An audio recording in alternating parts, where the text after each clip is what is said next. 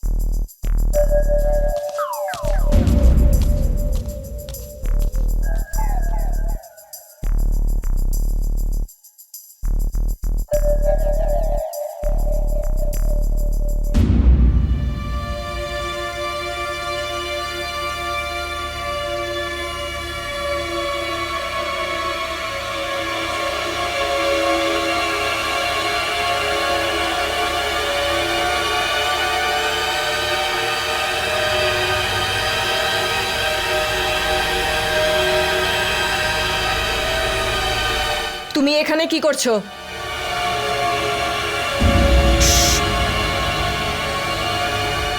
বাহ, এক তো আমার কক্ষেই তুমি চুরি করতে এসেছো, আবার আমাকেই চুপ করতে বলছো।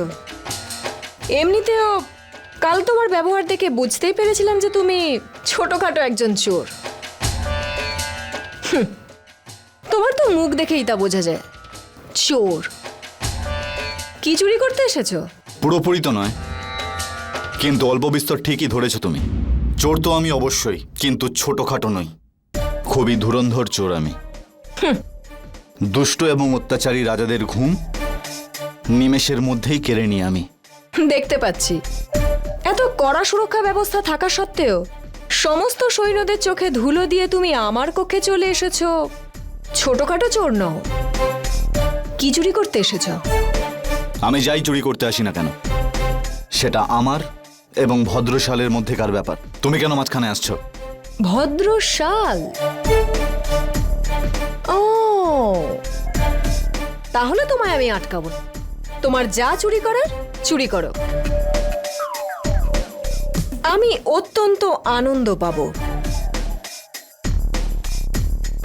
ঠিক আছে, এবার তুমি তোমার রাস্তায় যাও, আমি আমার রাস্তায়। আহা, এত সহজে আমি তোমায় ছাড়বো না। তুমি জানো তো, যদি আমি চেঁচাই তাহলে তুমি ধরা পড়ে যেতে পারো। তাই সবার আগে এটা বলো, নিজেকে বাঁচানোর জন্য তুমি আমার জন্য কি করতে পারো? দেখো, তুমি নাটক করো না, যা বলার সোজাসুজি বলো। কি চাও তুমি?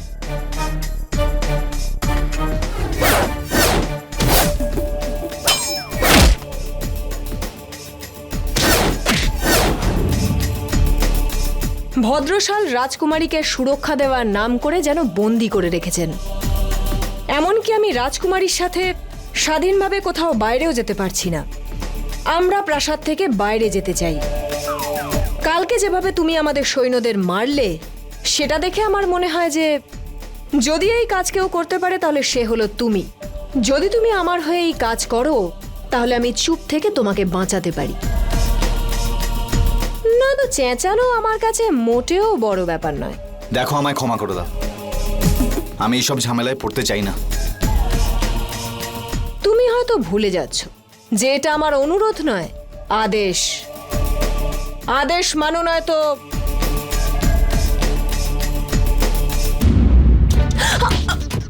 এটা তলোয়ার, কোনো খেলনা নয়। যতক্ষণ না এটা ঠিক করে ব্যবহার করতে শিখছো, এটা দিয়ে খেলা উচিত নয়।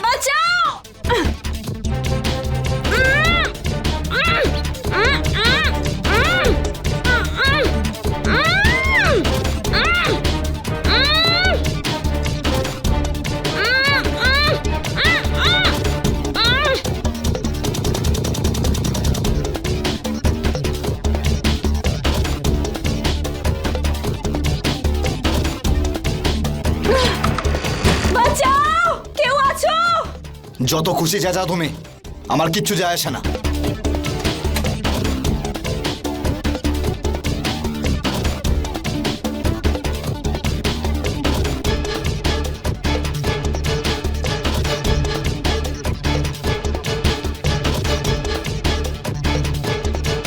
সুরক্ষাকর্মী বলছিল মহলে কেউ প্রবেশ করেছে।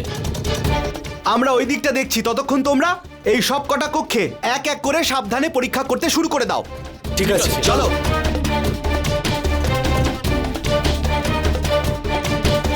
বাঁচাও, কেউ আছো? কেউ বাঁচাও আমায়। তোমাকে দেখে নেব আমি, ছাড়বো না তোমায়।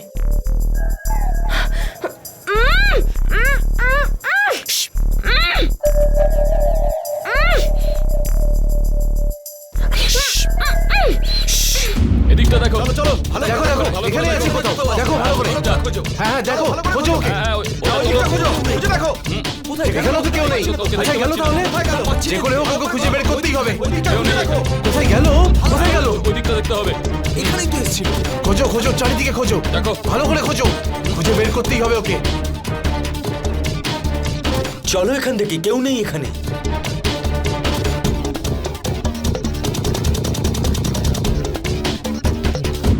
যদি কথা দাও আমাকে তুমি চেঁচাবে না, তাহলে মুখ ছাড়বো।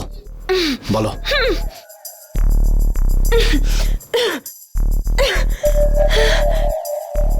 কেমন উগ্র জঙ্গলি তুমি! মেয়েদের সাথে কিভাবে আচরণ করতে হয় সেটুকুও জানো না। হ্যাঁ, তোমাকে দেখেও তাই মনে হচ্ছে যে তুমিও কিচ্ছু জানো না। না হলে এরকম কোন মহিলা আছে বলো, নিজে যে মহলে থাকছে সেখানেই চুরি করবার জন্য চোরের সঙ্গে চুক্তি করছে? হ্যাঁ, দেখো, আমার প্রস্তাব তোমার কাছে এখনো একই আছে।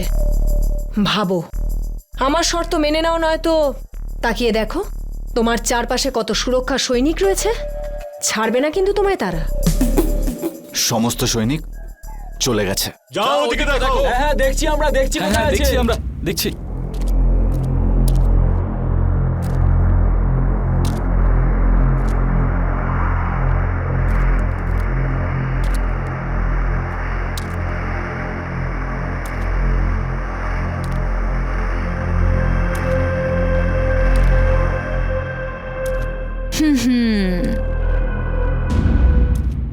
সমস্ত সৈনিক চলে গেছে। বলো, গ্রহণ করবে আমার প্রস্তাব? আমাদের মহল থেকে বাইরে নিয়ে যাবে নাকি ডাকবো সৈনিকদের? এই মহিলা নিজের কাজের জন্য আমাকে বশে আনতে চাইছে। ঠিক আছে, আমি করব যেমন এ বলছে। তাতে আমার কাজটাও খুব সহজেই হয়ে যাবে। ঠিক আছে। এভাবে নয়, কথা দাও। আচ্ছা বাবা, কথা দিলাম, হয়েছে। এই সামান্য কথাটুকু বলতে এত সময় নিলে কেন? আগেই যদি বলে দিতে তাহলে এত বড় ঝঞ্ঝাটের থেকে বেঁচে যেতাম। উচ্চ শ্রেণীর মূর্খ তুমি। আমায় ক্ষমা করো, চলো এখান থেকে।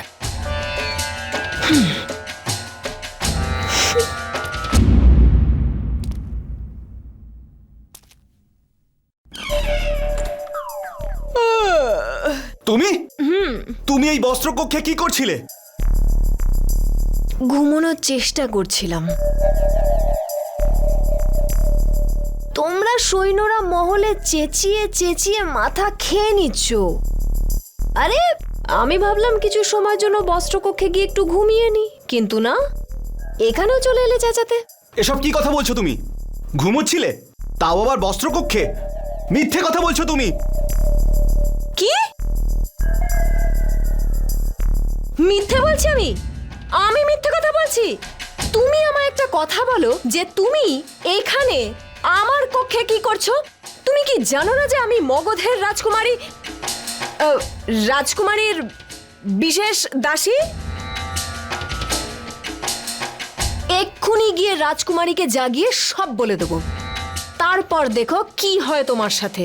আরে আমরা তো মহলে চোর ঢুকেছে তাকে খুঁজছিলাম, হঠাৎই বস্ত্রকক্ষ থেকে গলার আওয়াজ শুনতে পাই।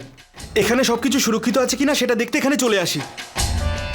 আচ্ছা, তার মানে তুমি মাঝরাতে আমার কক্ষে তুমি আমায় এটা বলতে এসেছো যে আমি মগধের রাজকুমারীর বিশেষ দাসী আমার কক্ষে একজন চোরকে আশ্রয় দিচ্ছি? ধূর্ত, নীচ! যাও গিয়ে দেখো আমার বস্ত্রকক্ষ। কিন্তু কিন্তু একটা কথা শোনো, আমি আমি এক্ষুনি গিয়ে রাজকুমারীকে জাগিয়ে সবকিছু বলে দেব। তখন রাজকুমারী রেগে গিয়ে এই কথা বলে দেবে মহারাজ ধননন্দকে, আর মহারাজ ধননন্দ তোমার শরীর থেকে তোমার মাথা আলাদা করে দেওয়ার আগে তোমার চোখ বের করে নেবে। তোমার জিভের মধ্যে গরম গরম জল দেবে আর তারপর বলবেন ত্রেকেটে ধা। ভেবে নাও, তোমার ইচ্ছে। এসো, দেখো আমার বস্ত্রকক্ষ। এসো এসো। আরে আরে আরে আরে ছাড়ুন না এসব। এত সামান্য একটা ব্যাপার নিয়ে রাজকুমারী আর মগধপতিকে কেন জ্বালাতন করবেন? ভুল করে ফেলেছি আমি। রাজকুমারীর বিশেষ দাসী হয়ে আপনি এই সামান্য ব্যাপারটা নিয়ে এত রেগে যাচ্ছেন কেন? ক্ষমা করে দিন আমায়। শোনো আমি চ- শুভরাত্রির সন্তান, বাইরে গিয়ে তোমার সমস্ত ভাই বন্ধুদের বলে দিও যে আমার কক্ষের সামনে কেউ যেন না চেঁচায়, নয়তো আমি সবার ত্রেকের ধা করে দেবো। বোঝা গেছে? যাও।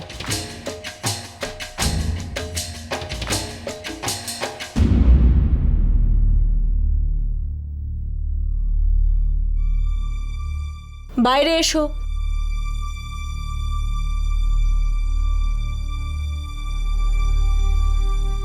তলোয়ার চালাতে না জানলেও মুখ চালানোর ক্ষেত্রে দেখছি তুমি বেশ পারদর্শী। ভালোই হয়েছে, সময় থাকতে আমি তোমার কথায় রাজি হয়ে গেছি। প্রথমবার বুদ্ধিমানের মতো কথা বলেছ তুমি। এবার যাও, যা চুরি করা চুরি করে নাও, কিন্তু একটা কথা মনে রেখো, আমার সাথে কোনো ছলনা নয়। যে কথা তুমি আমায় দিয়েছ তা কিন্তু রাখতে হবে। আর একটা কথা, চুরি করে চুপচাপ পালিয়ে যেও না যেন, বুঝেছ?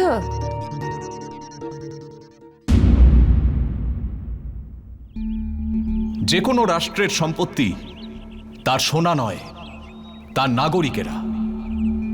কিন্তু সেই রাষ্ট্রের নির্মাণের জন্য জনশক্তি আর পরিকাঠামো তৈরি করার জন্য সোনা নিশ্চিতভাবেই একটা প্রয়োজনীয় জিনিস।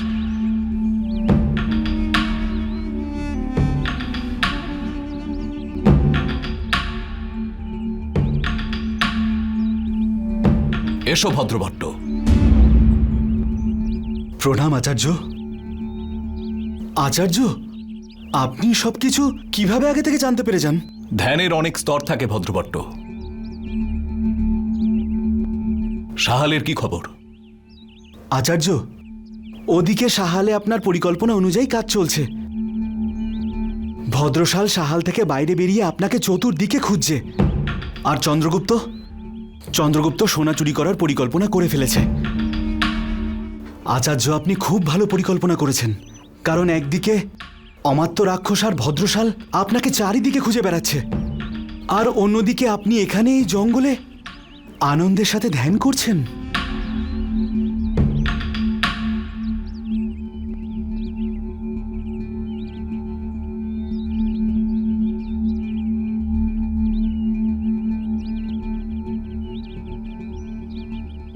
এবার এই জঙ্গল থেকে বাইরে গিয়ে আমি ওদের আরেকটা চমক দেব। আরও একটা চমক? সেটা কি আচার্য? আমি তো কিছুই বুঝলাম না।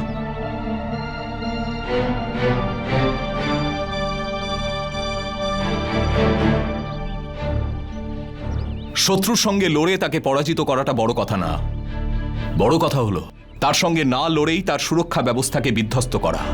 ওদের সৈন্যবাহিনী বিক্ষিপ্ত হয়ে পড়ছে, আর এদিকে চন্দ্রগুপ্ত সোনা লুট করার চেষ্টায় এগিয়ে চলেছে।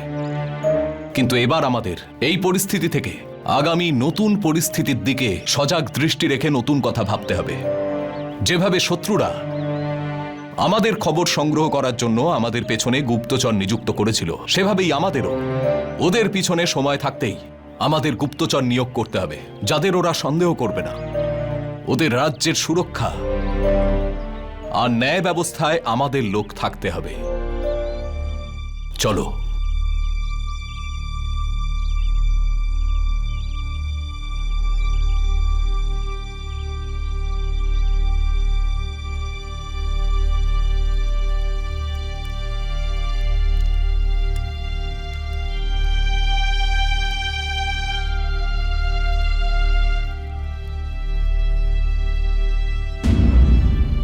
আহিরিয়া যতক্ষণ না ফিরে আসছে এর ওপর কড়া দৃষ্টি রেখো। সেই সিদ্ধান্ত নেবে যে এই বিশ্বাসঘাতকের সঙ্গে কি করা হবে। এ যেন এখান থেকে কোনো মূল্যে পালিয়ে যেতে না পারে। আমাদের এই অভিযানের জন্য এটাই প্রয়োজন যে এ যেন এখানে বন্দী থাকে। আমরা যখন থেকে ওকে ধরেছি আচার্য, ও একটাও কথা বলেনি। মনে হচ্ছে ও নিজের দলের সাথে যে বিশ্বাসঘাতকতা করেছে তার জন্য ওর অনুশোচনা হচ্ছে। এর জন্য চিন্তা করবেন না আচার্য, যে এত বড় দণ্ডনীয় অপরাধ করেছে সে আবার পালিয়ে যাওয়ার কি চেষ্টা করবে?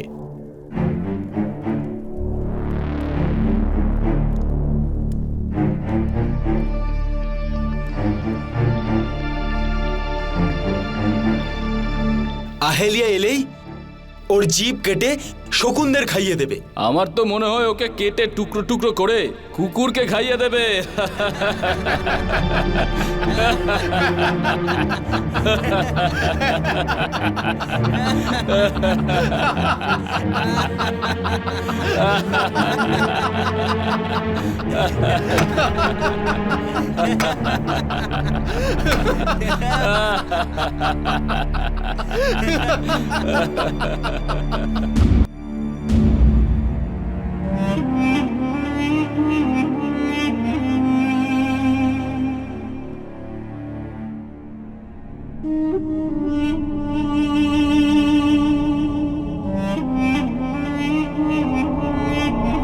সবাই সর্বদা সতর্ক থাকবে।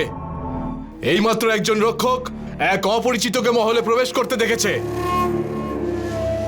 মহলের বাইরের সুরক্ষা বাড়িয়ে দিয়েছি আমি।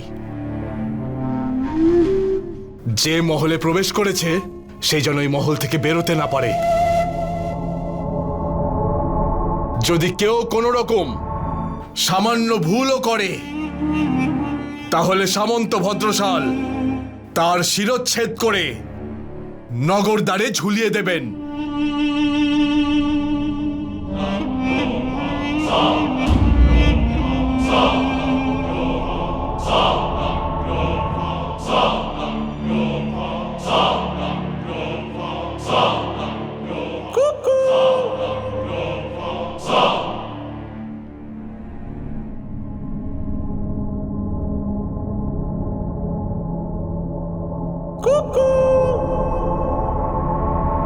এদিকে এসো।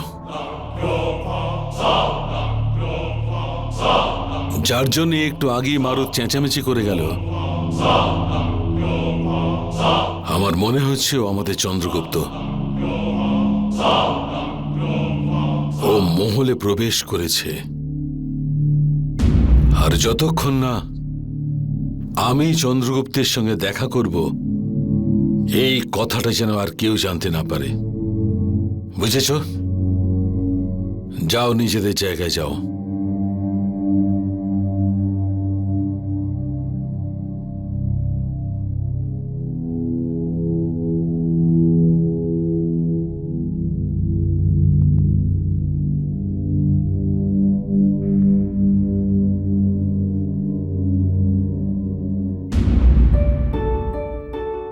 চন্দ্রগুপ্ত, চন্দ্রগুপ্ত, শম্ভা, শম্ভা, তোমাকে এখানে দেখে খুব ভালো লাগছে। ভদ্রশাল আমাকে ওই কক্ষেরই বাইরে পাহারায় রেখেছে যে কক্ষে স্বর্ণ আছে। আর শুধু আমি নয়, মনে হচ্ছে ভদ্রশাল নিজের সমস্ত বাছাই করা সৈনিকদের ওই কক্ষের বাইরে পাহারায় রেখেছে। এত পাহারা থাকার জন্যে ওই কক্ষে সরাসরি প্রবেশ করা খুবই কঠিন।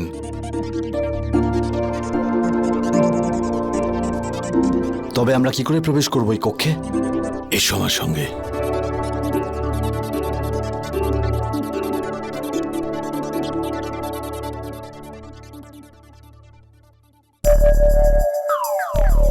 ওই জানলাটা দেখছো? ওটা সেই ঘরের জানলা যে ঘরে স্বর্ণ রাখা আছে। ওই কক্ষে শুধু একটাই জানলা আছে, কিন্তু ওই জানলা পর্যন্ত পৌঁছানো অসম্ভব, কারণ জানলার নিচে গভীর খাদ।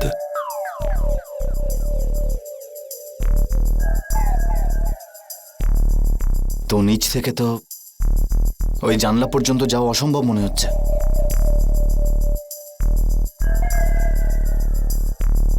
রাস্তা পেয়ে গেছি। নিচ থেকে তো উপরে যাওয়া যাবে না, কিন্তু ওই ওপরের জানলা থেকে এই নিচের কক্ষের জানলায় তো সহজেই আসা যাবে। অসম্ভব চন্দ্রগুপ্ত, অসম্ভব। ওই যে উপরের জানলাটা, ওটা রাজকুমারী দূরধরার কক্ষের। রাজকুমারী দূরধরার কক্ষের বাইরেও অনেক পাহারা আছে। কারোরই ওই কক্ষের আশেপাশে যাবার পর্যন্ত অধিকার নেই। একমাত্র রাজকুমারীর অন্তরঙ্গ দাসীরই ওই কক্ষে ঢোকার অধিকার আছে।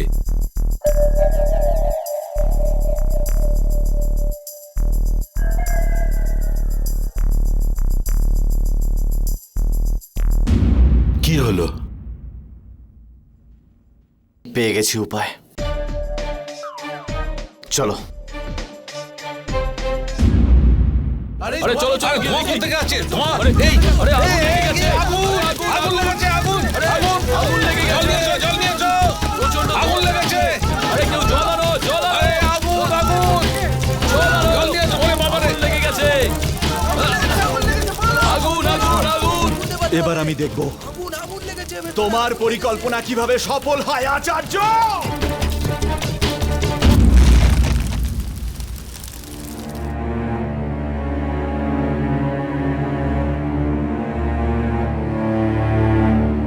এখানে কেউ আসবে না। আসলে ওই তুমি দূরধারার কক্ষে প্রবেশ করবার কোনো ব্যবস্থা করেছো? ব্যবস্থা তো হয়ে গেছে, কিন্তু তোমাকে এক সং সাজতে হবে। সং? কিরকম সং?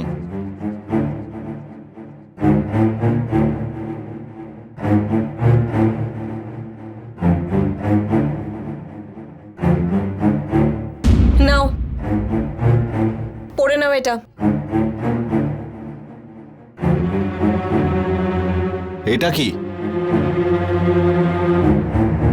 এটা তো মহিলাদের বস্ত্র। আমি এসব পড়তে পারবো না। আরে আমি তো ভেবেছিলাম তুমি একজন সাহসী বীর যোদ্ধা যে কোনো কিছুকে ভয় পায় না, কিন্তু তুমি তো দেখছি সাধারণ পোশাককে ভয় পেয়ে গেলে।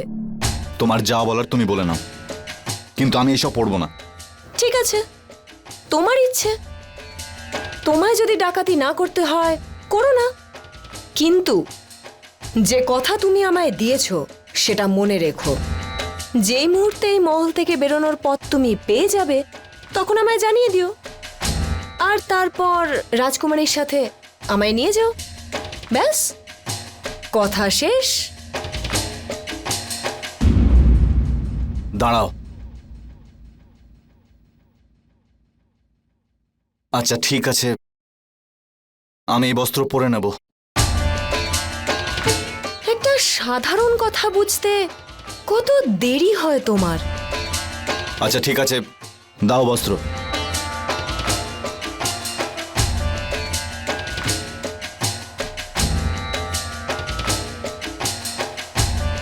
এবার কি? ওদিকে মুখ ঘোরাও, আমি বস্ত্র বদলাবো। কেন? আমার সামনে বস্ত্র বদলাতে লজ্জা করছে? তুমি মুখটা ওদিকে ঘোরাও। আরে বলছি না, মুখটা ঘোরাও।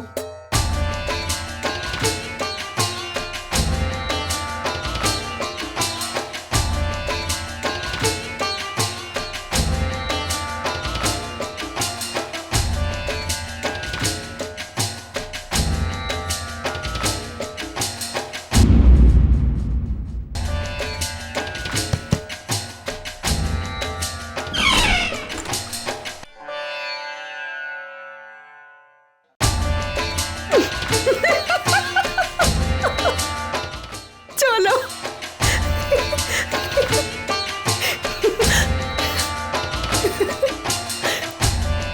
ওফো, এত লজ্জা কিসের? চলো বাইরে এসো। চলো চলো এসো।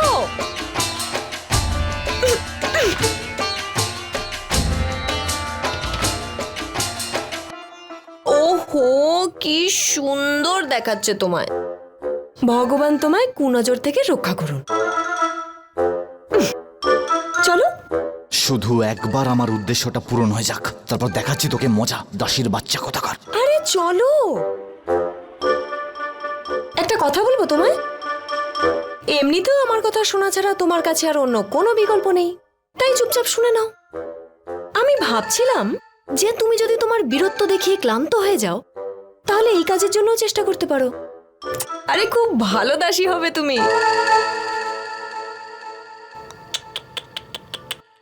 আরে কাজটা তো কাজই হয়, তাই না? খুব ভালো মানাবে তোমায়। ধরতে পেরেছো ওই চোরকে? আরে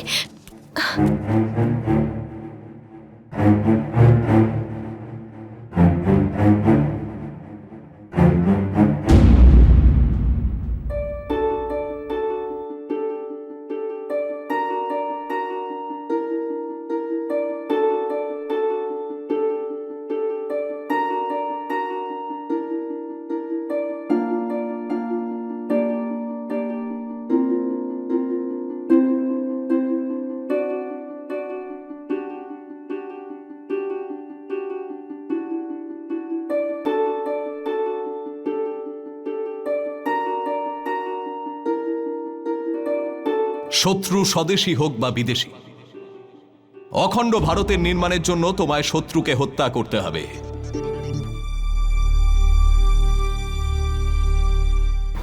রাজকুমারীর কক্ষের বাইরে তো অনেক সৈন্য দাঁড়িয়ে রয়েছে। তবে এখন কি করবো আমরা? কিছু একটা ভাবতে দাও।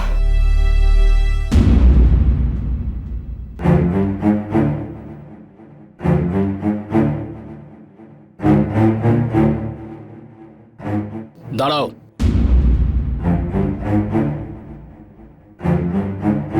এ কে তোমার সঙ্গে? এ ভেতরে যেতে পারবে না। ও এক অঙ্গমর্দনকারিণী। রাজকুমারীর অঙ্গমর্দন করার জন্য ওকে ভদ্রশাল পাঠিয়েছেন। কোনো আপত্তি আছে তোমার? কিন্তু আমার কাছে এরকম তো কোনো খবর আসেনি। আচ্ছা, যদি ভদ্রশাল রাজকুমারীকে কোনো উপহার পাঠাতে চান, তাহলে প্রথমে তোমাদের কাছ থেকে আজ্ঞা নিতে হবে নাকি? তুমি যদি এতই বুদ্ধিমান হও, তাহলে সাহালের রাজকোষ তুমিই সামলাচ্ছ না কেন? আসতে দাও ভদ্রশালকে। এই সমস্ত ঘটনাটা আমি ওনাকে জানাবো। আরে এত ছোট একটা বিষয়কে এত বড় করার কি দরকার? একে শুধু ভেতরে নিয়ে যেতে চাও তো নিয়ে যাও। ব্যাস, একে বলো একবার নিজের মুখের কাপড় সরিয়ে যেন ওর মুখটা দেখায়, তারপরে ভেতরে চলে যাবে।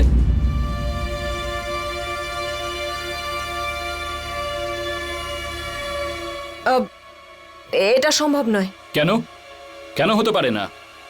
আমি সুরক্ষা অধিকারী, এটুকুই তো বলছি। ব্যাস, মুখ থেকে কাপড় সরিয়ে মুখ দেখিয়ে ভেতরে চলে যাবে। ও ঘুমটা সরাতে পারবে না, কারণ ও বনবাসী গোষ্ঠীর মহিলা। বনবাসী মহিলারা তো কখনোই মুখ ঢেকে রাখে না। বনবাসীদের মধ্যেও অনেক ভাগ আছে, আর ও যে গোষ্ঠীর মহিলা, সেই গোষ্ঠীতে মেয়েদের মুখ ঢেকে রাখারই প্রচলন রয়েছে। এ তো তুমি নতুন কথা বলছো, আমি তো কিচ্ছু বুঝতে পারছি না। সবারই আলাদা আলাদা রকমের নিয়ম আছে। ওদের গোষ্ঠীতে যদি কোনো মহিলা মরেও যায়, তাও কোনো পরপুরুষকে ওরা নিজের মুখ দেখায় না। বোঝা গেছে? বুদ্ধিমান ব্যক্তি। যথেষ্ট হয়েছে, এত জবাবদিহি। এবার আমাদের ভেতরে যেতে দাও, নয়তো ভদ্রশালকে কিন্তু সব বলে দেব। চলো। দাঁড়াও,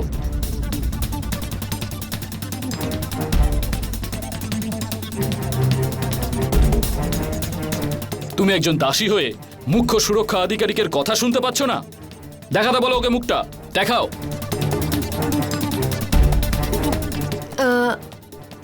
আমি ঠিক বুঝলাম না প্রধান সুরক্ষা আধিকারিক, আপনি আমাদের এসব এমনিই বলছেন নাকি এটা আপনার আদেশ? আমি ওর মুখটা দেখতে চাই, ব্যাস।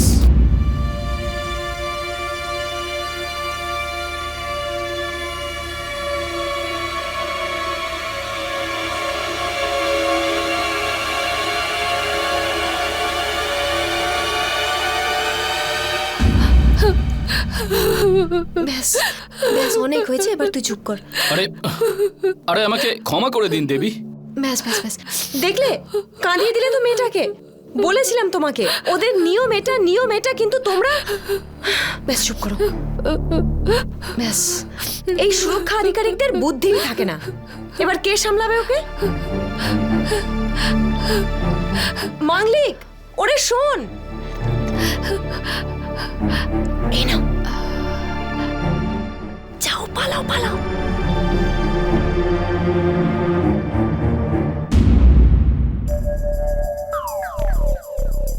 কি হয়েছে? কিছু নয়। ভালোই বুদ্ধি দেখছি। হ্যাঁ, আমি জানি সেটা।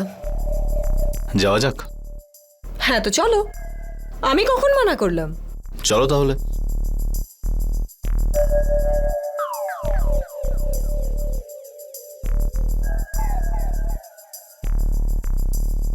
দেখুন, আরো একবার আপনার কাছে ক্ষমা চাইছি, আমাকে ক্ষমা করে দিন দেবী।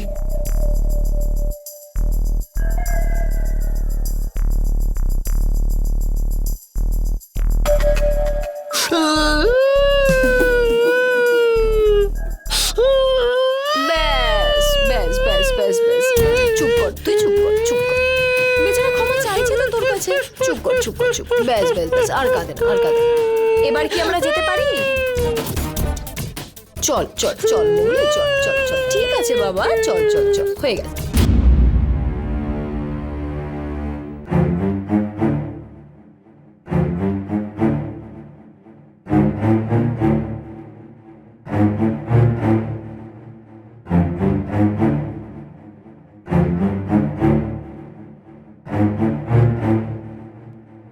রাজকুমারী, কি করছেন আপনি?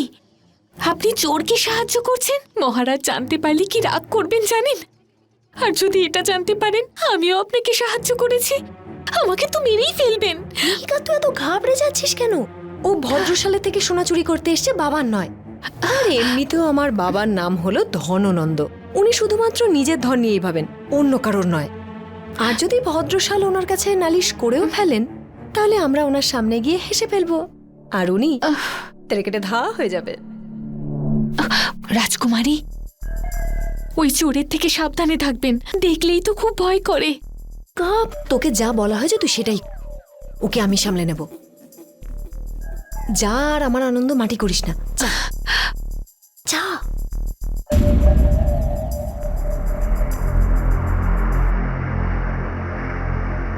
ভদ্রশাল আমার জন্য অঙ্গমর্দিকা পাঠিয়েছেন, কিন্তু ক্লান্ত না হলে অঙ্গমর্দনে আনন্দ কোথায়? এই জন্য প্রথমে আমি হেঁটে হেঁটে ক্লান্ত হতে চাই। সেজন্য তোমরা সবাই আমার সাথে এসো। যথা আজ্ঞা। নাও, আমি কিন্তু নিজের কাজ করে দিয়েছি। এবার তোমার যা চুরি করার চুরি করো, আর আমাদের মহল থেকে বাইরে নিয়ে চলো। শোনো, তুমি যা কথা দিয়েছিলে মনে রেখো, আমাদের সঙ্গে কোনো ছলনা নয়। আর তুমি যদি চুরি করে চুপচাপ পালিয়ে যাও, তাহলে পাতাল থেকেও খুঁজে নিয়ে এসে তোমায় ভদ্রশালের হাতে তুলে দেবো। ছল, আর সেটাও আপনার সাথে। আপনি যে এত চালাক আর এত বুদ্ধিমতী, আপনার সঙ্গে কেউ কি করে চালাকি করবে বলুন?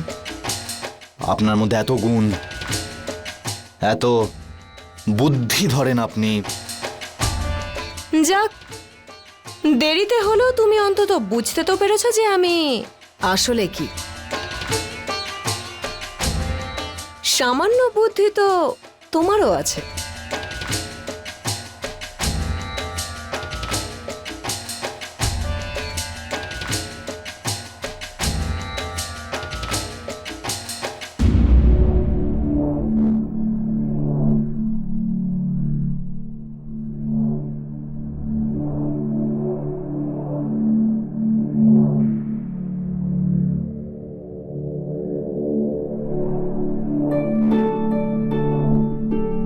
আমাকে এতটা নিয়ে আসবার জন্য অনেক অনেক ধন্যবাদ। এরপর আমাদের কখনো দেখা হবে না।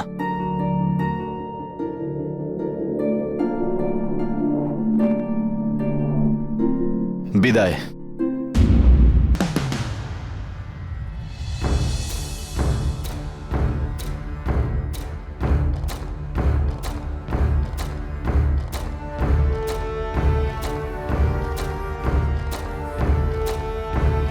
সাবধানে চন্দ্রগুপ্ত, একটা ছোট্ট ভুল অখণ্ড ভারতের স্বপ্নকে খণ্ড খণ্ড করে দিতে পারে।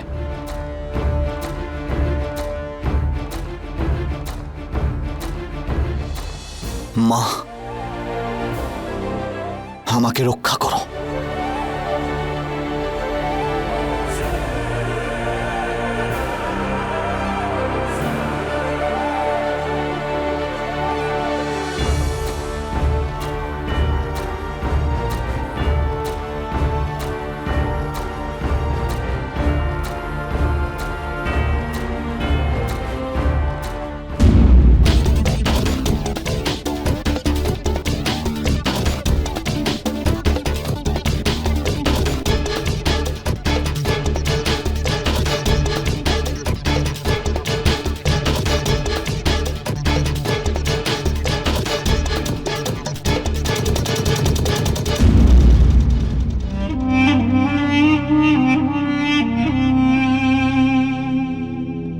কি জানি ভেতরে কি চলছে, তবে একটা কথা তো নিশ্চিত, চন্দ্রগুপ্ত ভেতরে আছে আর ও নিজের কাজ করছে।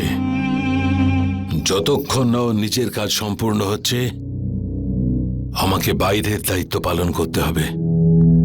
এই শোনো, সবাই যেমন আছো সেইভাবেই দাঁড়িয়ে থাকবে, যেন কিছুই হয়নি, আমরা কিছুই জানি না, ঠিক আছে? শোনবা শোনবা শোনবা শোনবা।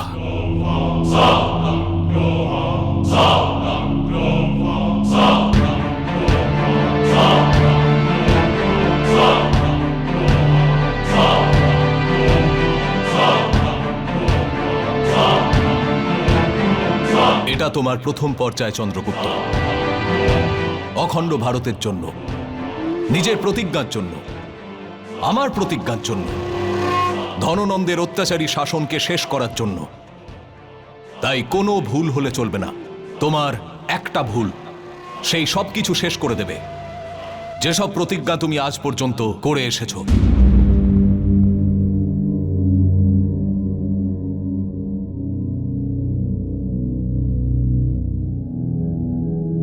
সোনা দিয়ে তোমায় সেনাবাহিনীর জন্য সৈনিক, তাদের জন্য অস্ত্র আর ভোজনের ব্যবস্থা করতে হবে।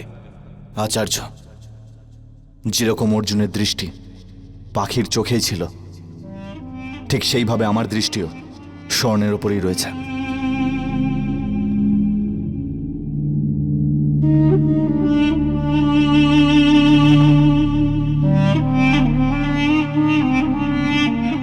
আমি খবর নিয়ে দেখেছি যে ভদ্রশাল একজন বীর যোদ্ধা তো বটেই, বরং প্রতিটি কাজের জন্য 3টি বিকল্প পথ ভেবে রাখে। ও বাইরে থেকে দেখতে যেরকমই হোক, ভিতর থেকে একেবারেই সেরকম নয়। ওর মস্তিষ্কে সর্বদা ধূর্ত চাল ঘোরাফেরা করে।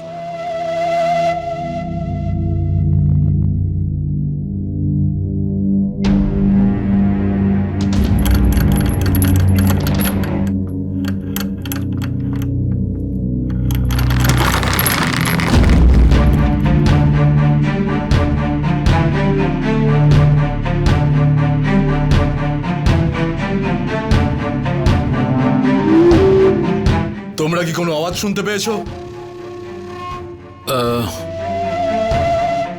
কিরকম আওয়াজ? কিসের আওয়াজ? আমরা এখানে কোনো আওয়াজ পাইনি। কেউ আওয়াজ শুনেছ? না, শুনিনি। দেখুন, আমরা কেউ আওয়াজ শুনিনি। কিন্তু আমরা কক্ষ থেকে আসা একটা আওয়াজ শুনতে পেয়েছি।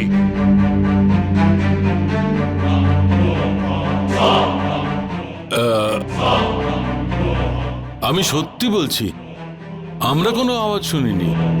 হয় আমরা কোনো স্বপ্ন দেখছি, বা তুমি তাকে বাঁচানোর চেষ্টা করছো যে কক্ষের মধ্যে লুকিয়ে আছে। বন্দি করে নাও একে।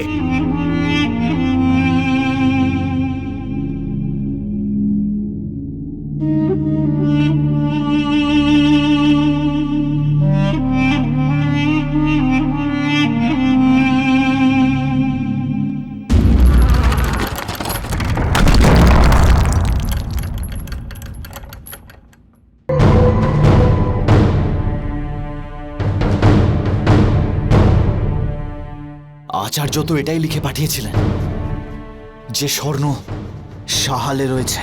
সুযোগ নিজে আসছে চন্দ্রগুপ্ত, আঘাত করার জন্য প্রস্তুত হয়ে যাও। মণি সাপের কাছে থাকে, আর সাপ গর্ত থেকে বেরোতে চলেছে।